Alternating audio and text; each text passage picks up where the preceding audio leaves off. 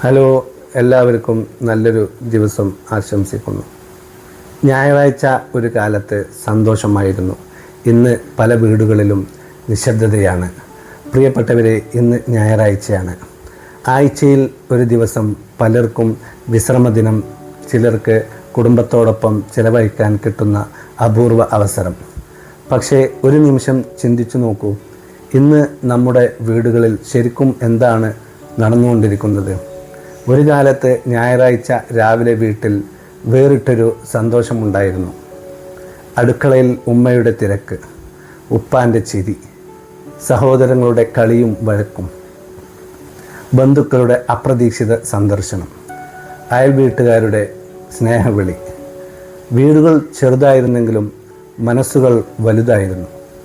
ഇന്ന് വീടുകൾ വലുതായി, മുറികൾ കൂടി, സൗകര്യങ്ങൾ കൂടി, പക്ഷേ മനസ്സുകൾ തമ്മിൽ അതിലും അകന്നുപോയി.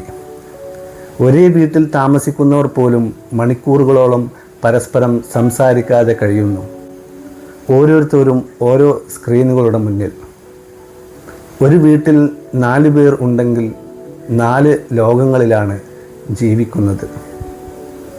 പക്ഷേ ഉമ്മ ഭക്ഷണം വിളമ്പുന്നു, ആരും അതിലേക്ക് ശ്രദ്ധിക്കുന്നില്ല. എല്ലാവരും മൊബൈലിലേക്കാണ് നോക്കുന്നത്.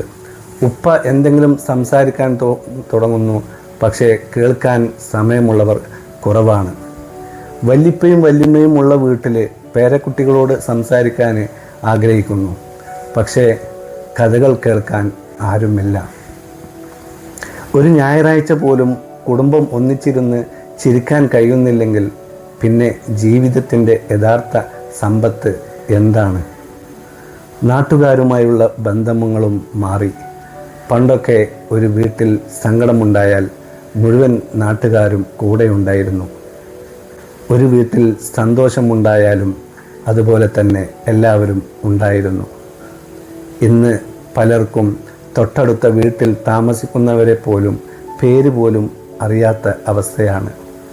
ഒരാൾ വിഷമത്തിലാണോ, അസുഖത്തിലാണോ, സഹായം വേണോ എന്നൊന്നും അന്വേഷിക്കാൻ സമയമില്ല.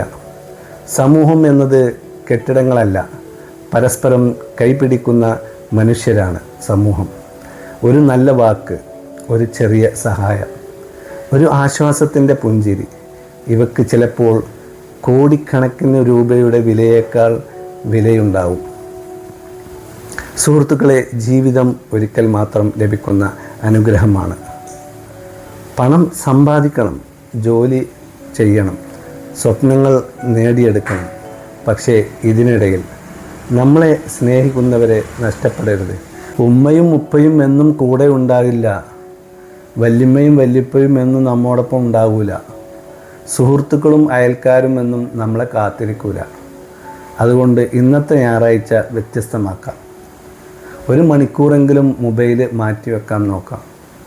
കുടുംബത്തോടൊപ്പം ഇരിക്കാം, ഉമ്മയോട് വിശേഷങ്ങൾ ചോദിക്കാം, ഉപ്പയോട് കുറച്ചു നേരം സംസാരിക്കാം, കുട്ടികളോടൊപ്പം കുറച്ചു നേരം കളിക്കാം, അയൽ വീട്ടിൽ കയറി സുഖവിവരങ്ങൾ ചോദിച്ചറിയാം. ഒറ്റയ്ക്ക് കഴിയുന്നവരുമുണ്ട്, അവരെയും ഒന്ന് സന്ദർശിക്കാം. ആശുപത്രിയിൽ ചികിത്സയിൽ കഴിയുന്നവരുമുണ്ട്, അവരോടും വിളിച്ച് ആശ്വസിപ്പിക്കാം. നമ്മുടെ സാന്നിധ്യം ആരുടെയെങ്കിലും ഹൃദയത്തിൽ പ്രതീക്ഷയുടെ വെളിച്ചമാകാം. ഓർക്കുക, ജീവിത അവസാനത്തിൽ നമ്മൾ ഓർക്കുക ബാങ്ക് ബാലൻസ് അല്ല, നമ്മൾ സ്നേഹിച്ച മനുഷ്യരെയാണ്. നമ്മളെ സ്നേഹിച്ച മനുഷ്യരെയാണ് നമ്മൾ ഓർക്കുക. അതുകൊണ്ട് ഇന്നത്തെ ഞായറാഴ്ച വെറുതെ കടന്നു പോകാൻ അനുവദിക്കരുത്. ഒരു കുടുംബത്തെ സന്തോഷിപ്പിക്കൂ, ഒരു മനസ്സ് ആശ്വസിപ്പിക്കാൻ നോക്കുക, ഒരു ബന്ധം തിരികെ ചേർക്കാൻ നോക്കുക. അതാണ് ഏറ്റവും വലിയ സമ്പത്ത്. എല്ലാവർക്കും സമാധാനവും സ്നേഹവും നിറഞ്ഞ ഒരു അനുഗ്രഹീത ഞായറാഴ്ച ആശംസിക്കുന്നു. വീഡിയോ ഇഷ്ടമായാൽ ഷെയർ ചെയ്യുക, ലൈക്കും കമൻറ്റും ഇടുക.